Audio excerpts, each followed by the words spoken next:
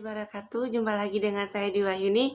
Nah, pada kesempatan kali ini di hari Jumat yang penuh berkah, marilah kita berdoa sama-sama semoga wabah virus corona akan segera berakhir, kemudian kita bisa melakukan kuliah tatap muka kembali seperti kemarin.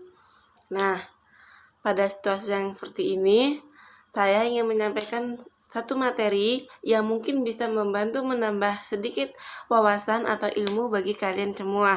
Nah, materi yang akan saya sampaikan ini tentang mobilitas sosial. Nah, jadi apa sih pengertian mobilitas sosial dan bentuk-bentuk mobilitas sosial dan faktor pendorong atau faktor penghambat dalam mobilitas sosial? Yuk, mari kita simak lanjutannya.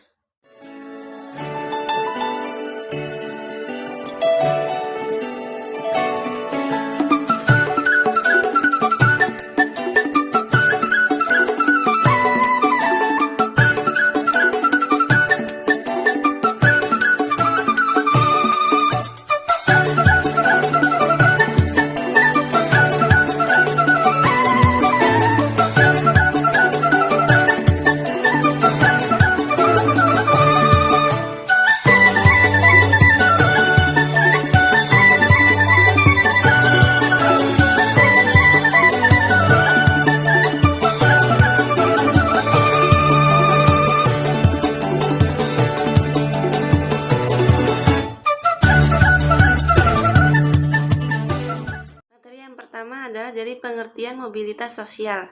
Apa sih pengertian mobilitas sosial? Nah, mobilitas sosial adalah perpindahan suatu sosial, seseorang, atau kelompok ke dalam status sosial lainnya yang ada di dalam masyarakat. Perpindahan status sosial tersebut bisa menjadi tinggi, lebih rendah, atau sederajat. Kenapa beda-beda? Karena perpindahan status sosial terjadi karena beberapa bentuk. Nah, bentuk-bentuk dari mobilitas sosial ini disebabkan oleh faktor penghambat dan faktor pendorong dalam mobilitas sosial. Selanjutnya adalah bentuk-bentuk mobilitas sosial. Jadi pembagian bentuk sosial didasarkan pada pengaruh hasil perpindahan mobilitas atau status sosial. Nah, bentuk-bentuk mobilitas sosial itu terbagi menjadi dua, yaitu vertikal dan horizontal.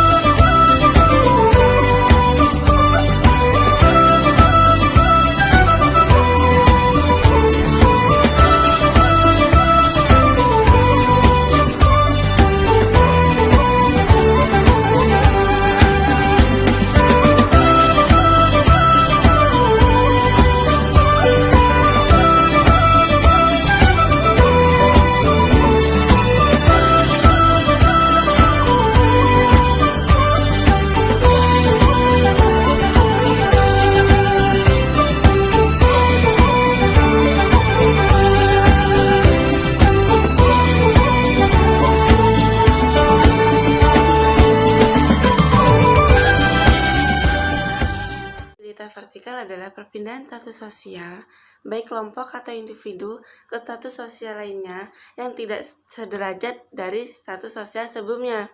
Maksudnya, seorang pengangguran ingin mencari pekerjaan untuk memenuhi kebutuhannya. Nah, dari situ, seseorang tersebut melakukan mobilitas vertikal, di mana dia tidak lagi menjadi pengangguran, tapi dia menjadi pekerja dan bekerja untuk memenuhi kebutuhannya.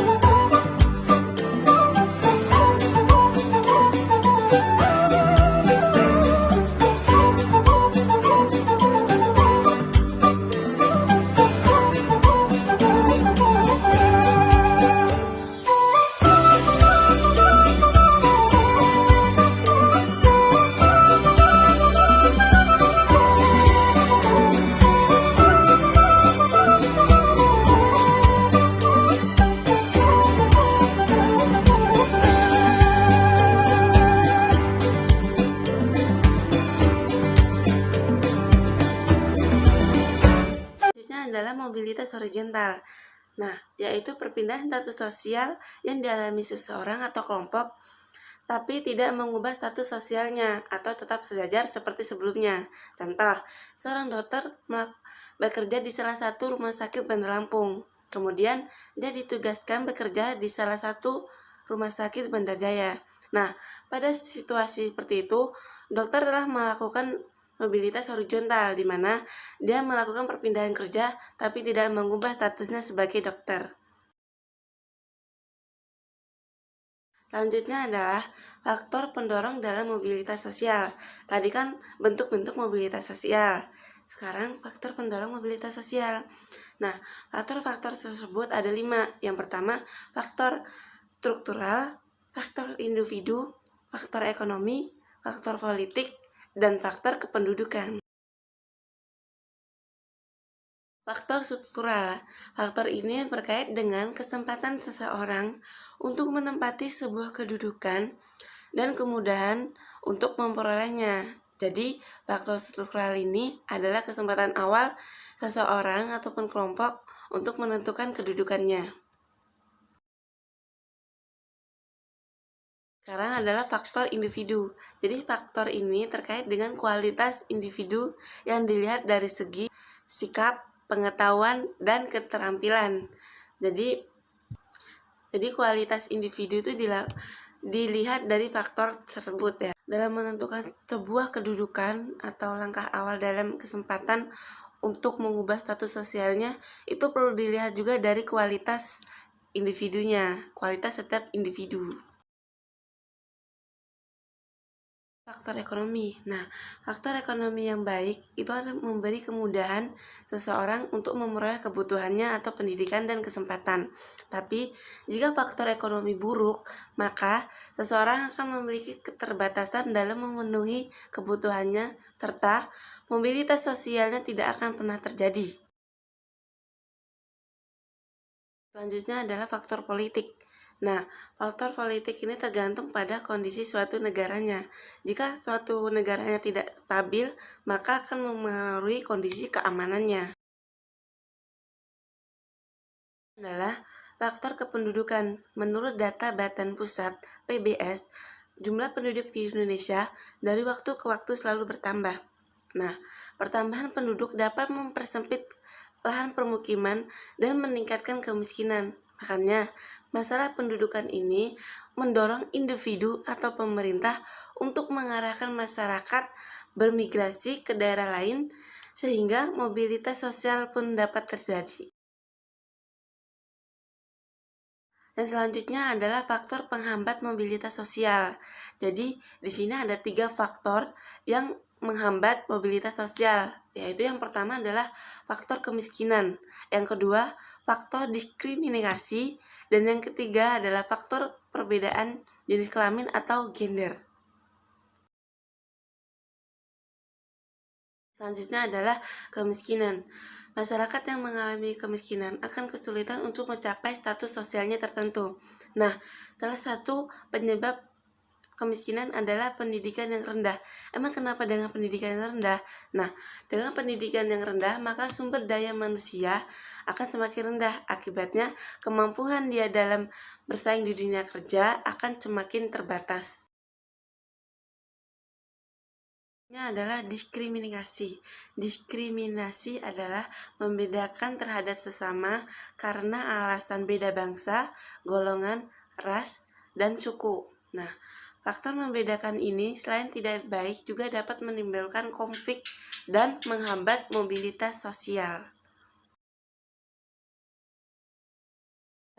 Perbedaan jenis kelamin atau gender, seperti contoh, seorang wanita tidak perlu melakukan pendidikan yang tinggi. Toh, yang bekerja adalah laki-laki. Nah, faktor tersebut dapat menghalangi prestasi dan kesempatan seseorang untuk melakukan mobilitas sosialnya. Sekian yang dapat saya sampaikan. Kurang lebihnya saya mohon maaf. Mungkin dapat menambah sedikit wawasan. Kritik dan saran saya persilakan. Saya akhiri. Wassalamualaikum warahmatullahi wabarakatuh.